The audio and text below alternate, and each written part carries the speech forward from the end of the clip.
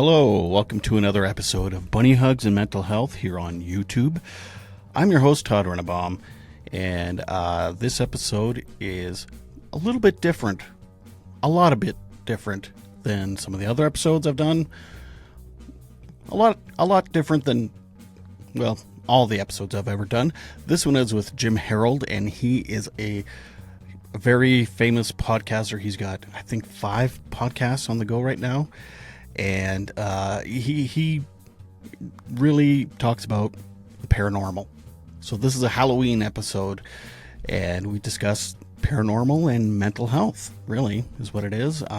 He's not a mental health expert, and he's very adamant in letting us know that, but he has spoke to thousands of people on his podcast about things, so I thought, hey, who better to talk to? So, without further ado, I give you Jim Harold.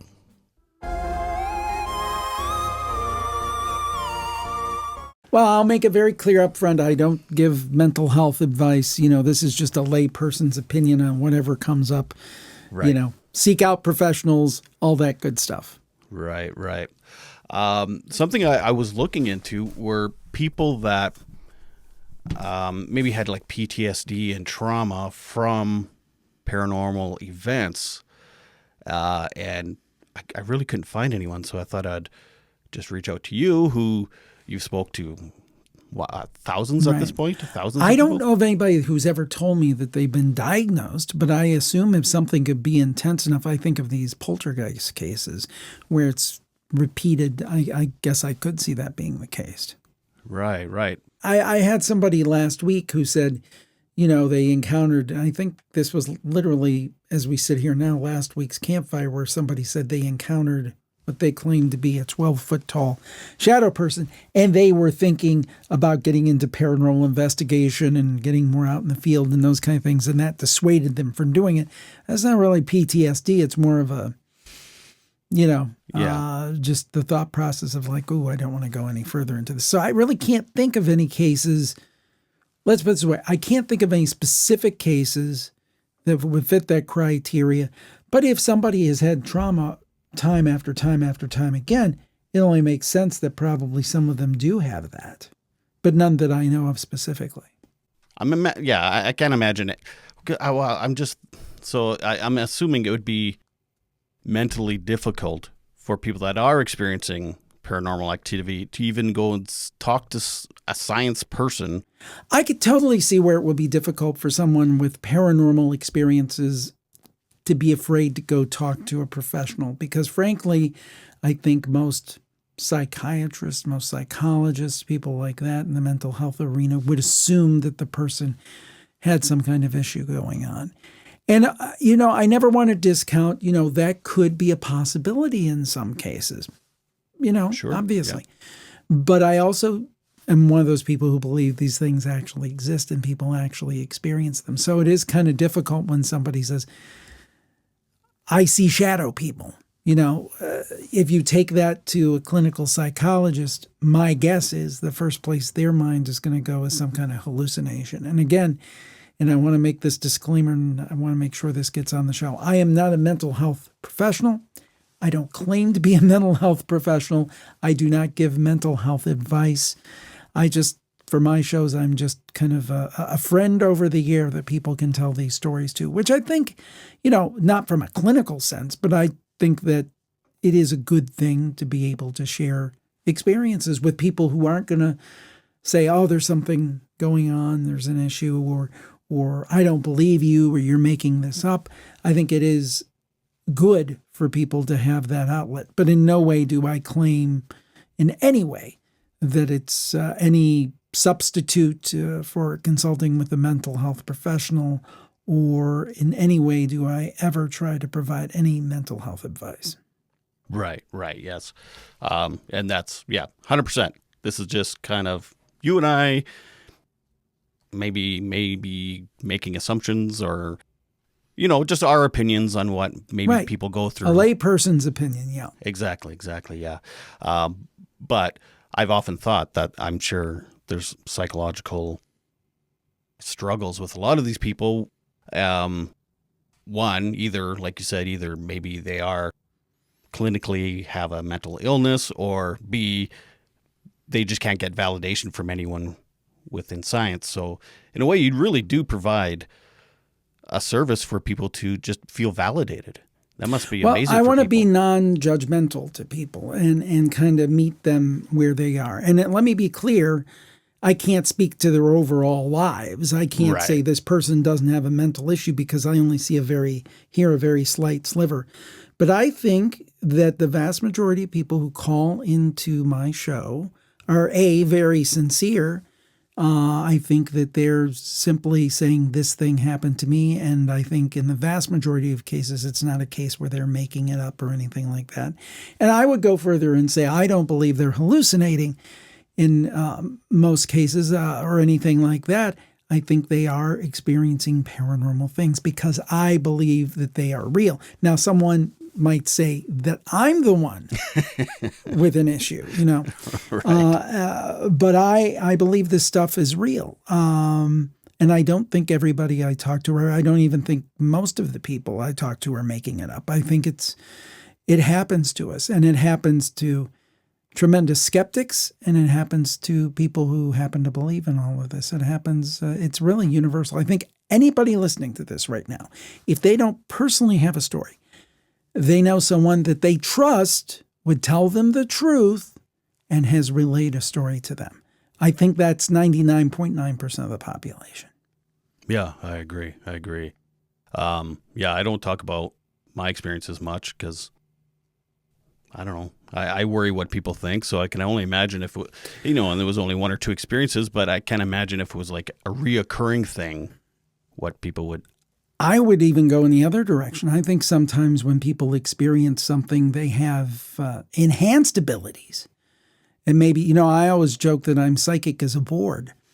So, so maybe it's the case that people who experience these things, at least some of them, they actually have a greater awareness of the world than we normies do, supposedly. So, I do believe some people have psychic gifts. I believe that's a real thing.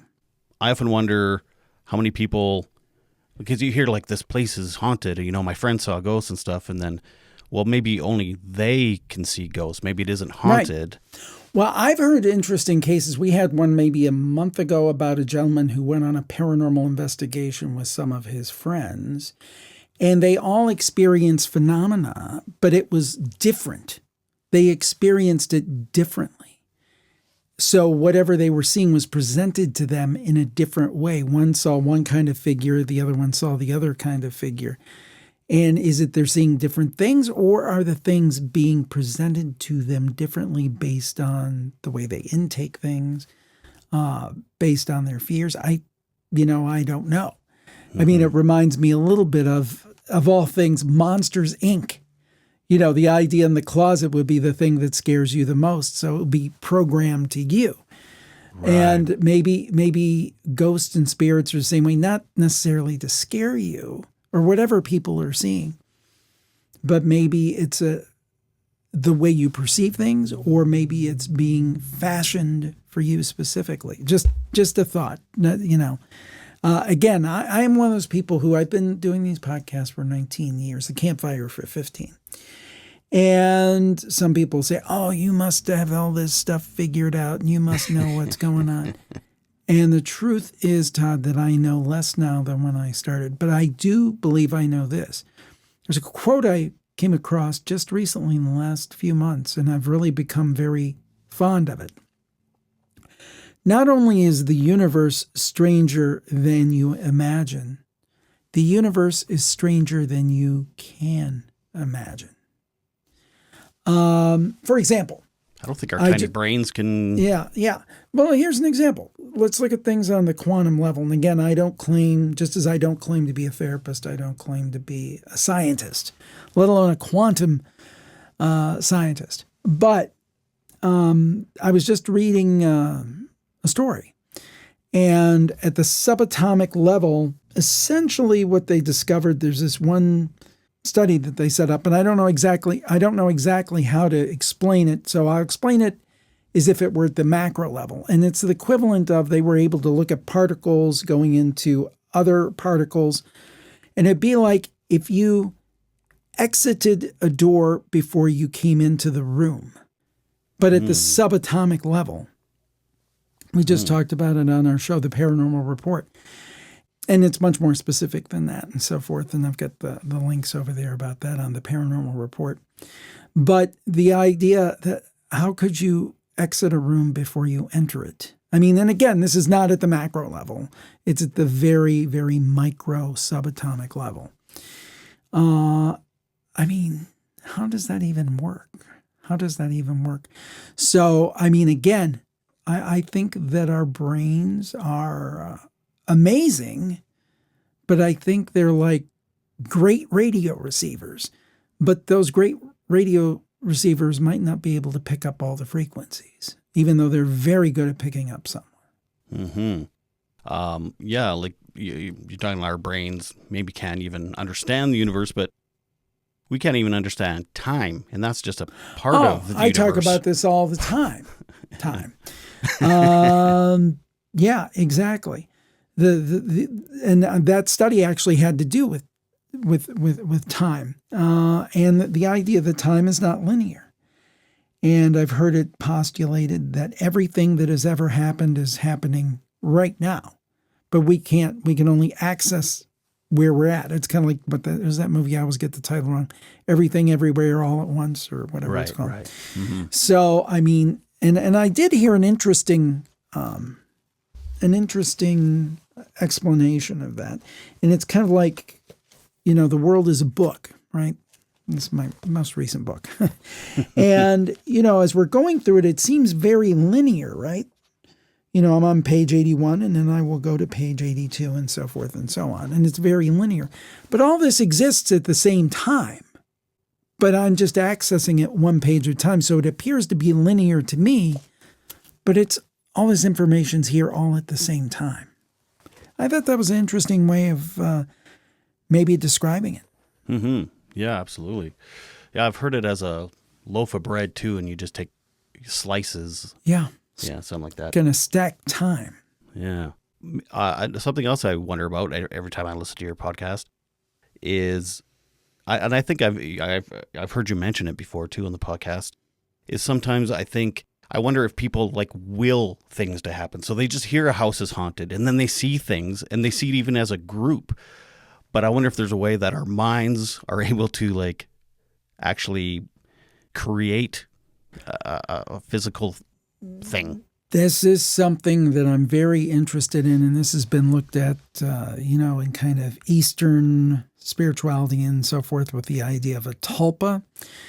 I remember years ago, I interviewed a gentleman. His name is Michael Clarkson, Canadian. I believe he was up at one point for a Pulitzer Prize. Very serious newspaper journalist, very like hard-boiled guy, dealt with the police beat and crime. So not like kind of like, trying to get in touch with the oneness of the universe. Mm-hmm. Very kind of hard-boiled guy. But he did a book on poltergeist.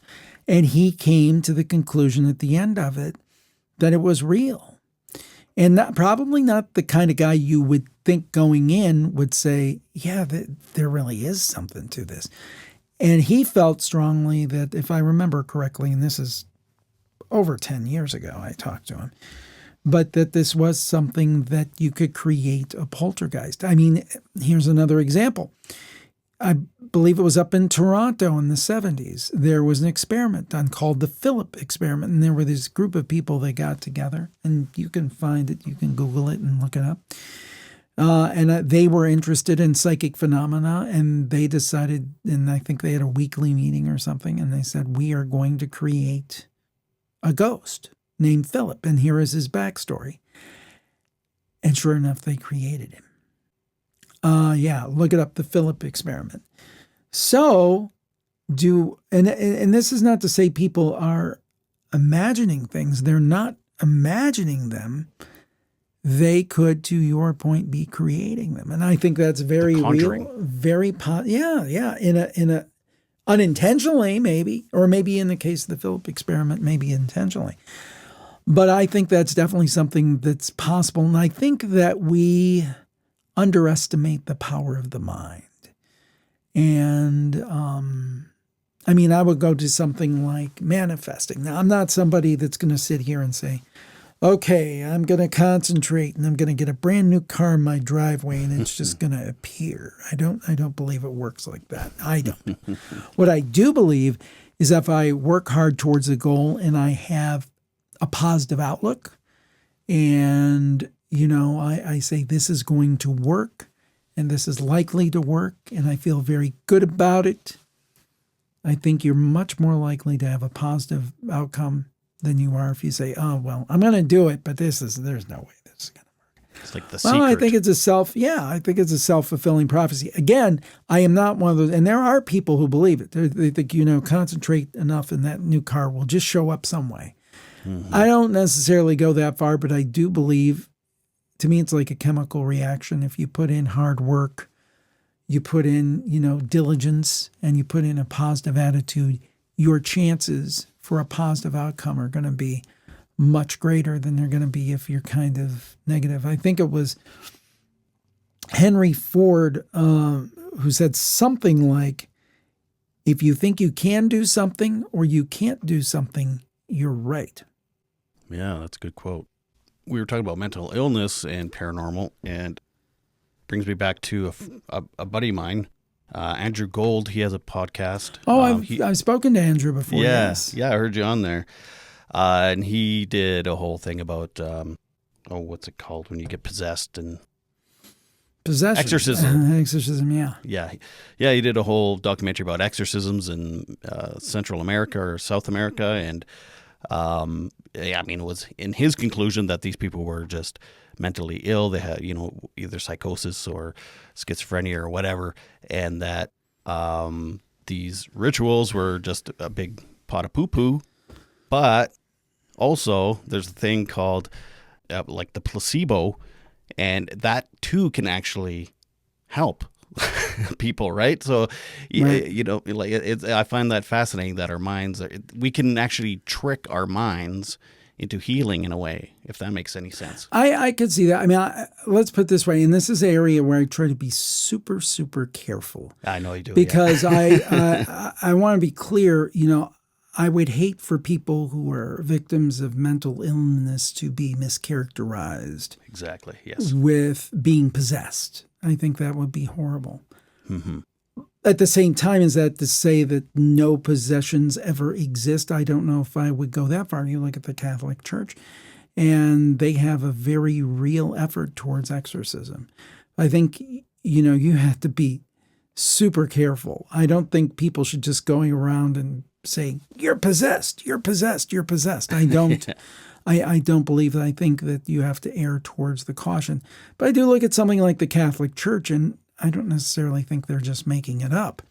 So I think it's something to be extremely, extremely, extremely careful about, because I think there probably have been over the ages. I know there have. Many times people have been, announced to be possessed, and then horrible things happen, and they really have a mental illness going on. Mm-hmm. And, God forbid that happen. The other thing, so I think a lot about stuff when I'm listening to your podcast, because, you cover, paranormal that's a big umbrella. Yeah, for me, a lot of people think when you say paranormal, they think, oh, you have a show about ghosts. Yeah, and I say, and about 20 other things. Because to me, when I started in 2005, a show called The Paranormal Podcast, which it was so early in podcasting, I got that name. I plugged it. I'm like, somebody's got to have this. And nobody did. So I took it. So, but anyway, the point is, when I made that up, paranormal, to me, that meant all of this stuff. And now it seems to have over time narrowed to people think, oh, I think it's because of the ghost hunting TV shows. They think, oh, the paranormal, it's all, going in dark buildings, running after ghosts. And it's a lot more than that, I think. Yeah, I do too.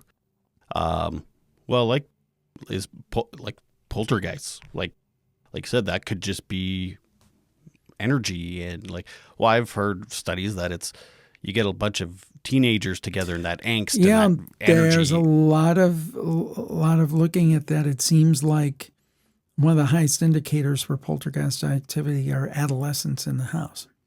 Yeah, that's fascinating. But yeah, we always think about ghosts or these time slips or glitches in the Matrix where people like suddenly they're walking through a village that's 200 years ago, and then they turn the corner and everything's back to normal. It's like, was that a ghost? Yeah, what's interesting for me is when people tell those stories and they have confirmation from other people, because I think that sometimes a lot of people just jump to the conclusion, oh, they're imagining that.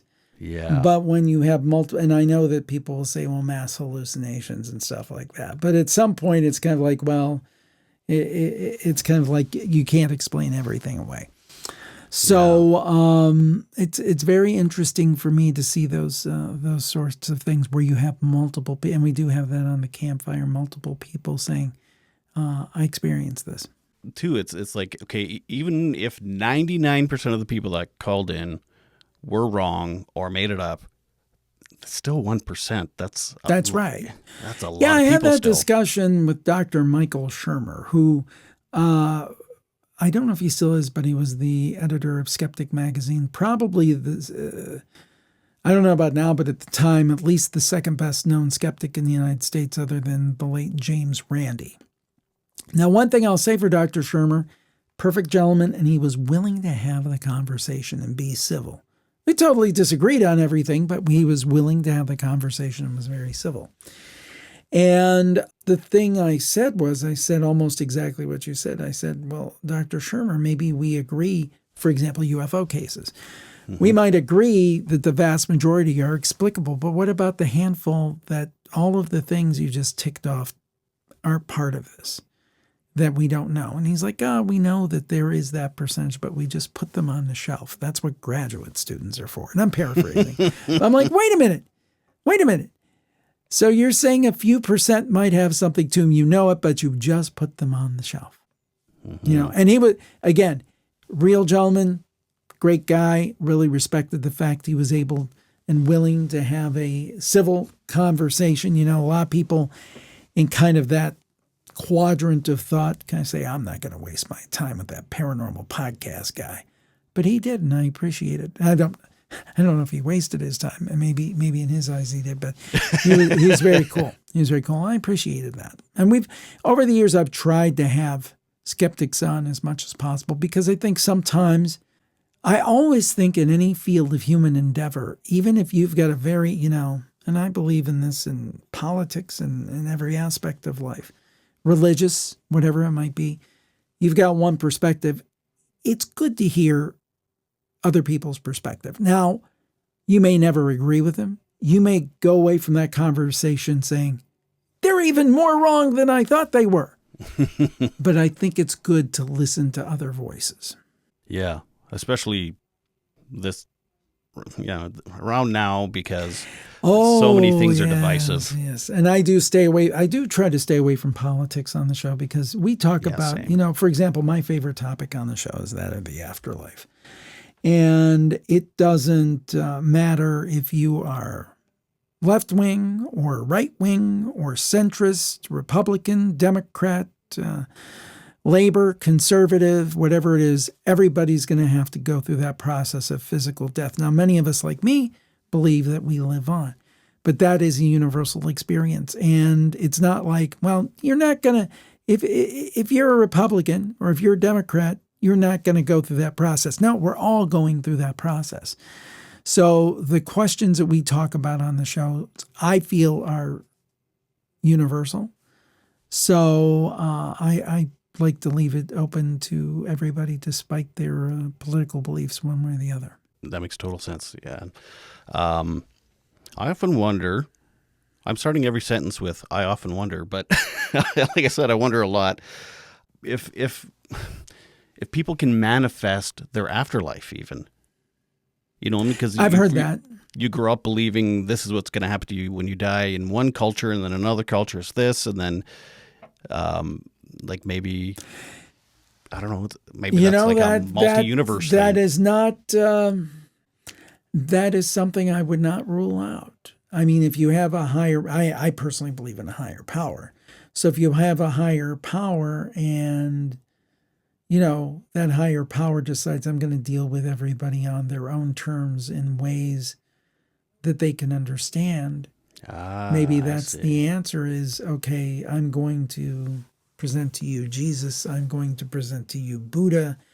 Maybe in another situation, in a near-death experience, maybe there's no religious figure at all, just peace or something. So maybe, that's again, with a lot of these theories, one is just as good as the other because none of us know. Yeah, I want to know, damn it.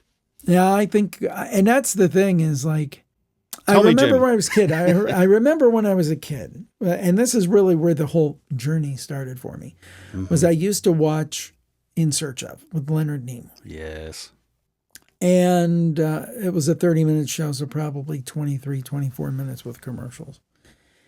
And at the end, I would always be disappointed because I'm like, these are only possible explanations for the phenomena we we observe or something. And I was like, well, why isn't there an answer? Why isn't there an answer? And I find myself, Todd, I'm not 8 years old anymore. And I find myself just like that 8-year-old little Jimmy Harold and thinking, why isn't there an answer? And I don't think we're, as long as we're on this plane, I don't think we're going to get that answer. Do you think we'll understand it all when we die? That I'm hopeful for. I think that's possible. And it's funny because, and this, as I get older and I do the show longer and longer, and this is kind of sad. It is sad. But more and more of my guests leave this world. And, a lot of times, and I've seen other people say, now hopefully they got the answers to all the questions that they ask. And I do hope that for us. Because, wouldn't that be like the ultimate cliffhanger if you just die and you don't find out? Right. It's kind of like, I didn't get my money's worth. I want to know. Yeah. Yeah. Or if you get two answers, but you have 10. It's like, what about the other 8? You only get 2. Yeah. Oh, man. Yeah. And I mean, I find it boggling that some people can be so skeptical when, I've experienced things, and then I'm not one of these people that, I have a friend that's like, anytime anything happens, it's like, oh, that was a sign from whatever. Right. And it's like, okay, settle down, buddy. So I'm skeptical-ish, but I've had some stuff that's so, okay, I'm getting a little emotional even. Like, we lost a family member this summer, and on Saturday night even, there was something like my wife and I both just like instantaneously shot our heads and stared at each other like, okay, that was pretty phenomenal that we were, I don't know if I want to get into it because I might get too upset, but something happened on Saturday that was almost undeniable, you know what I mean? And so, yeah, well, like you say on the podcast all the time, it's too much of a coincidence to be a coincidence. Well, I'll give you a story that I literally just recorded and it hasn't even been on the air yet. I literally recorded it about 2:00 today, and it'll be on. I don't know when this is airing, but this will be on the campfire for October 10th. Oh, so by this time it'll already have been out. But it was a remarkable story, and it's one of those stories where there are two possibilities in my mind. One, the person experienced something definitely paranormal, or they're making it up. And I don't believe they're making it up. I think there's certain stories we get, those are the two possibilities. So anyway, this was from the UK, and our caller had a dream. And she was in a park, and one of her friends, a male friend, was playing with some kids. His name was Bill. And all of a sudden, this woman comes up to her and says, "I'm Sally. My name is Sally. I'm Sally. My name is Sally." And the woman was like, "What's up with this woman? She's just so insistent on my face. My name is Sally. I'm Sally." And then she starts looking at the kids and her friend again, in real life, the friend. And the woman comes back up to her. "My name is Sally. I'm Sally. I'm Sally." So anyway, she, you know, how you get a dream and you wake up and like, what in the world was that about? She goes back to sleep. A few days later, she's talking to her friend, Bill. And she said, Bill, you know, I had the craziest dream the other night and you were in it. And he proceeded to tell her there was this woman and she kept getting in my face. I've never seen her before in my life. She kept saying, my name is Sally. Sally, my name is Sally. He's like, you're kidding me. My dead sister's name is Sally. And she's like, really?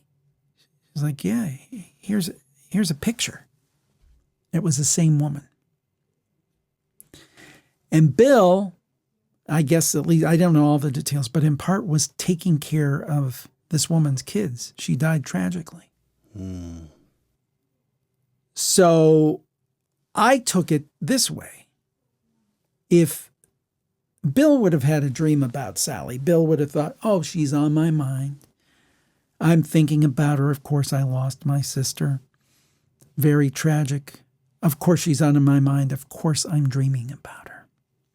However, Bill's friend, who never knew Sally, never met Sally, didn't know Sally existed, never saw a picture of her, she has a very vivid and striking dream where Sally is very insistent that I'm Sally and you need to know I'm Sally.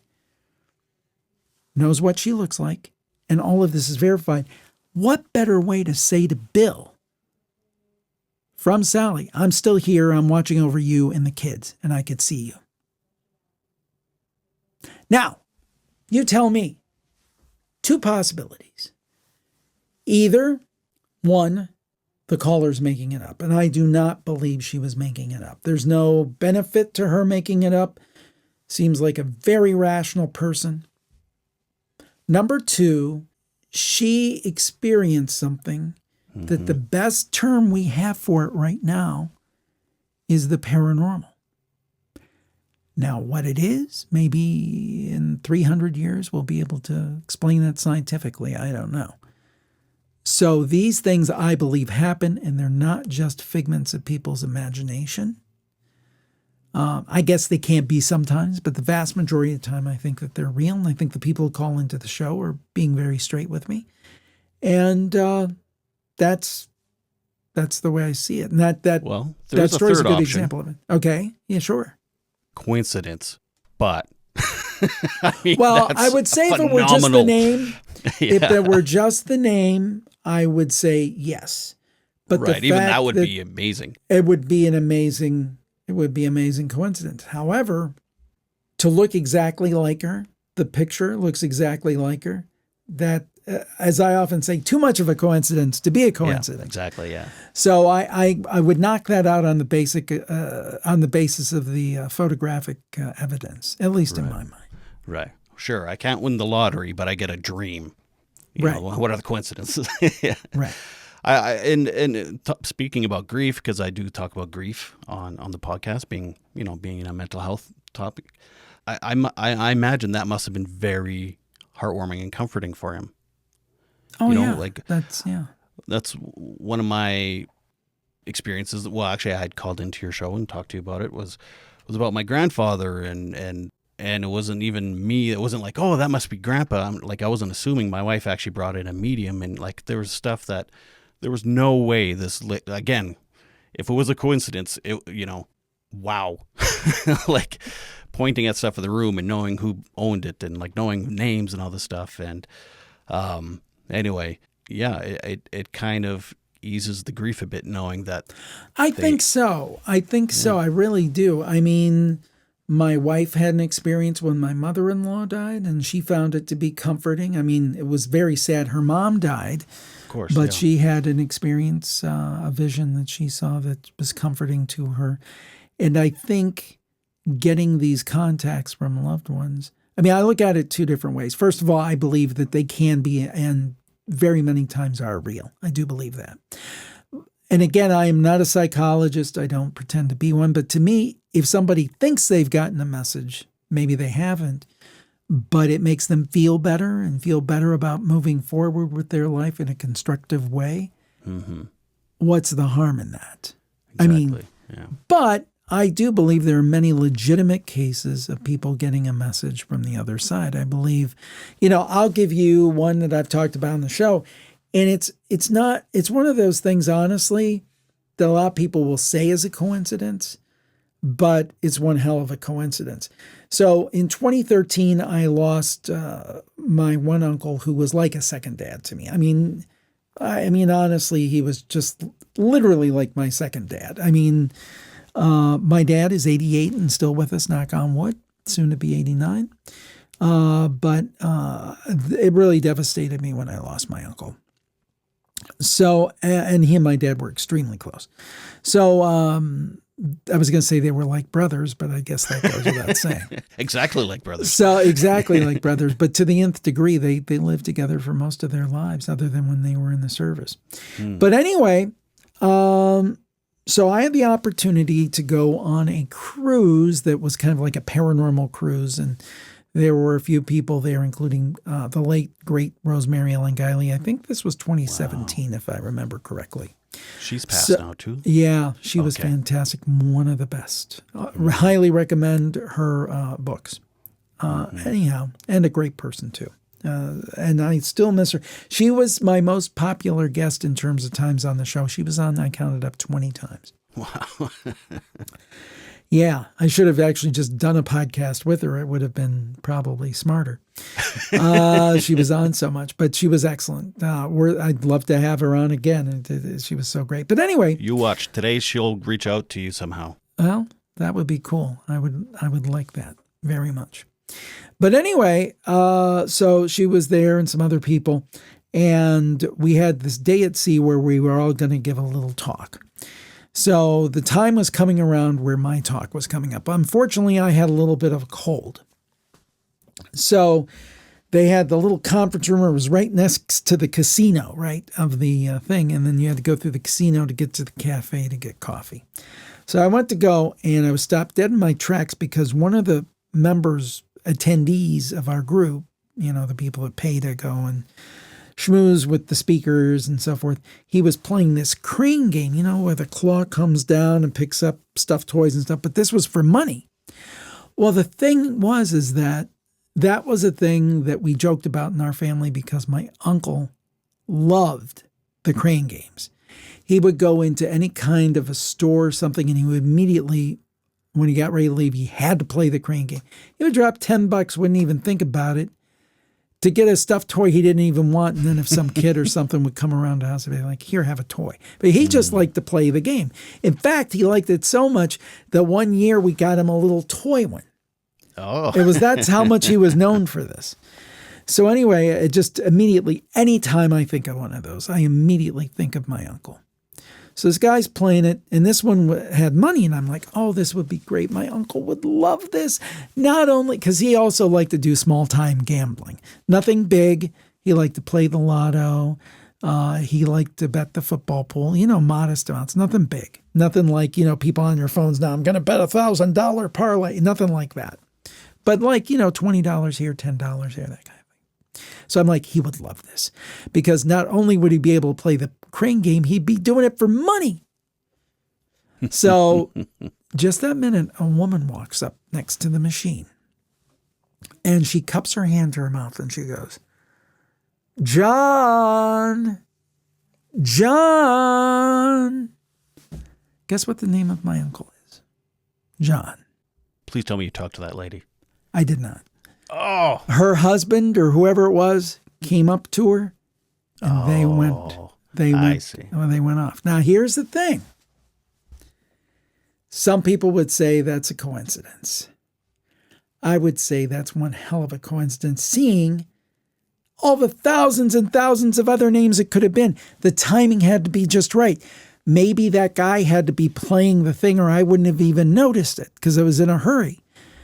She had to get separated from her husband. His name had to be John. I had to be thinking about it. All the permutations that had to happen. I do think somehow on the other side, whether it's through themselves or maybe there's intercessors or something, that maybe those sometimes the people on the other side have this power to give us signs and make everything line up like chess pieces. And that day, everything lined up. And I think basically the take-home message was, you're thinking of me, I'm thinking of you, I care for you, you care for me, I care for you, I love you. And I'm still out there somewhere playing the crane game. Yeah, and that probably filled your heart that day. But again, that was and again, it had been 4 years, but anybody who loses somebody exceptionally close to them, it's basically something you carry with you the rest of your life. I think I heard Billy Bob Thornton say his brother died and he's never been the same again. And you never are the same again. I mean, it doesn't mean you can't. I mean, some people, unfortunately, it means it. But I mean, for me, I go on and I function and I live my life and I have happy times. But like most people who have lost loved ones, and I think once you reach a certain age, that's everybody. I lost my mom right around the same time my uncle passed. And still, the other day I'm walking, and I'm like, 11 years my mom's been gone. 11 years. I can't believe it. 11 years. It sticks with you. But I think the best you can hope for is to remember, obviously, the good times. Remember what they meant to you, what you meant to them. And for those of us who have that belief, that we carry on with the hope that someday, somehow, the full script hasn't been written and there's some kind of reunion or acknowledgement or something. And I think when you get those signs, they can be very powerful and they can be very helpful. Because in my case, I'll use my case because I can talk about myself and I'm not projecting onto somebody else or giving somebody else advice. Mm-hmm. If it's true that was my uncle, boy, isn't that cool. Mm-hmm. If it's true that it's just a coincidence, isn't that cool? Because that made me feel so much better and continues to make me feel that much better. And I have this little thing with my uncle. My uncle had a lot of tools. And when he passed, I basically got all his tools.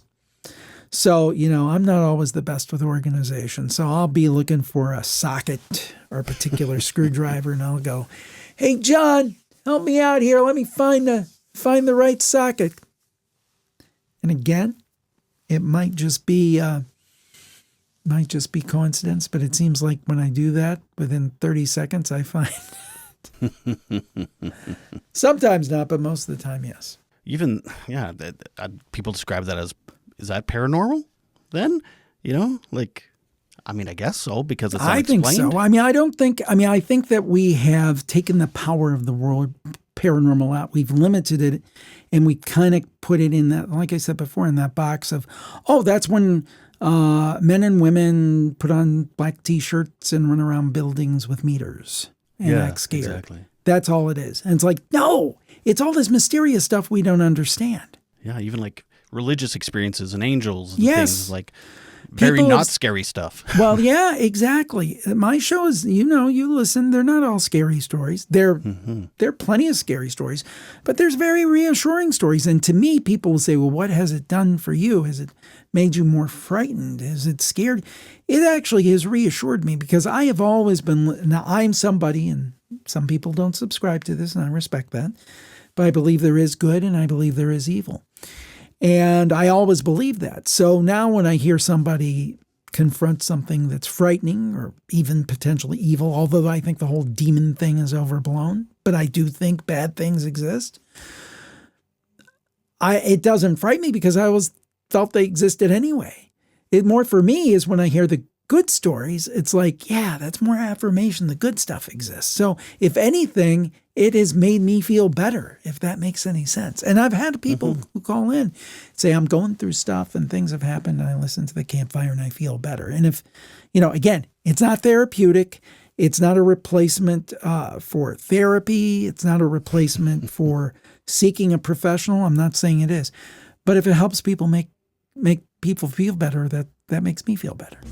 Be sure to subscribe and to like this video. You can listen on Apple Podcast and Spotify. This is Todd Rennebaum saying, make your beds and take your meds. Keep watching for more interviews with incredible people telling their stories of resilience and adversity with mental health and mental illness.